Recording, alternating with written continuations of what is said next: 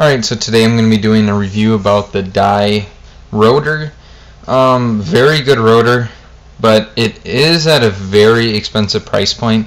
It ranges from $150 to $200 if you buy them brand new, $200 if it's a new colorway, they're $200, or if they're last year's, it's about $150, or you can get them used from about $50 all the way up to about $130, depending on how good they were kept. If there's no paint on them, you can get them really cheap. These things are almost bulletproof. The batteries in these things, water, mud, dirt. I've actually just put this in water to see how it would do. It works awesome. It really does. Very simple design, very small profile. Holds 180 paintballs plus. To paint. If you have a speed feed on, it's about 180 paintballs. If you don't have speed feed, you just have the regular lid. It's about probably hitting almost that 200 mark. Really haven't tried myself. Really didn't matter to me. Really, rotor comes in a lot of great colors. One thing not happy about is these side windows. These ones that are on it, they're really dark and they're almost impossible to see in. If you have really light paint, you'll see it, like a white shell, but if you have like a black shell, you're not going to be able to see it. And with the Prophecy, Z2, Scion, Spire, all these other ones you can actually see if there's paint in it. Some they might require you to actually buy a back piece for it, but you do have that option.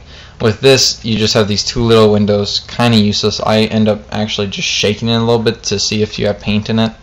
Works for me. Hard shell, drop this thing, it'll be fine.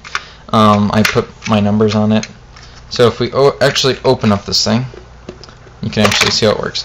So this is your safety, basically. It locks the rotor and the top shell in place, and then you push this button on the back. Very simple. Want to turn the rotor? There you go. One bad thing is it's very, very loud when you run out of paint. Very, very loud. Other than that, it's really quite fine. Tray. This tray is awesome because that paint. If this was that, it gives you so much more room. It's usually like that. And then when you run out of paint, the thing comes up, throws it into the hopper. Great design, perfect. Takes 3 AA batteries. There is a torque adjustment in there if you want to do that. Switch the 2 little switches. Boom, comes out. That's it. Very, very simple. There's really not all that much to these things. Easy to wash out. A little piece of shell in there actually. Kind of weird, but the design of this is really simple. So basically what happens is this spins. It spins around. So I don't know if it's too fast for you or what, but basically all the paintballs come down in here. This thing moves around, shooting all the paintballs down the hole into your marker. So very easy design, and then if you do jam some paint in there, it's very easy to get out. Throw those back in. Now it's locked.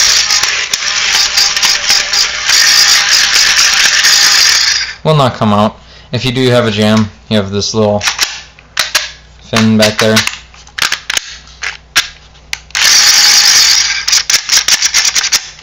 Very, very. If you do have a jam, if you get a couple of paintballs in there and it's stuck, and doing this doesn't help, you actually have to take apart this whole entire thing, and then you have to try and like shove your finger in there trying to get all the paint out. Not fun to do.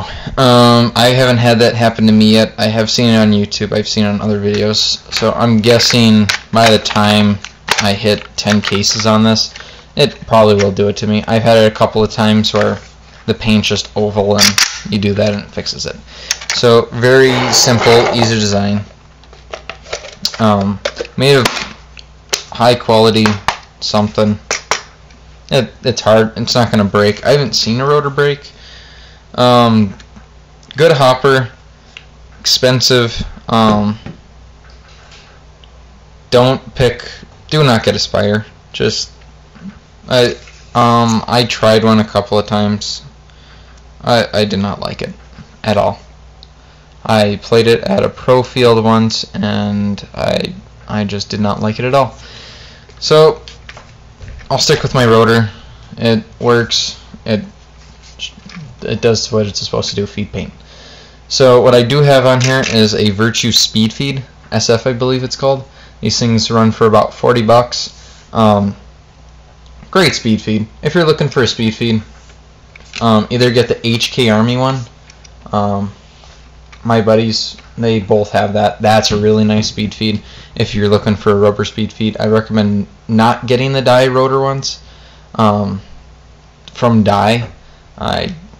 Those are just, if you want it to match, sure, but they just wear out so fast that they don't really hold that paint all that well. These speed feeds, they are on the Virtue Spire, they are on the Rotor, Prophecy, Universal, it's on all of them. Basically how this works is it's very feather. I mean, you just tap it and it goes in. Load a lot of paint into this.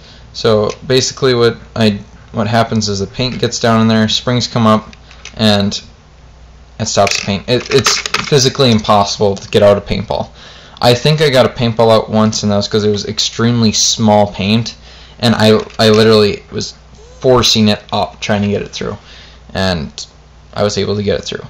And it was so physically impossible. If I had a pod with me, I'd show you, but I've tried. I've went to mud with this. Awesome. Just awesome speed feed. So if you don't have the money, or you really don't want to spend 40 bucks on a speed feed, go with the HK Army one. Great speed feed, comes with a rain cover, and it was all around really good for the price range. There's a lot of good speed feeds out there. What I recommend is the Virtue. I'm Hunter from Wisconsin Evolution, number 24, signing out.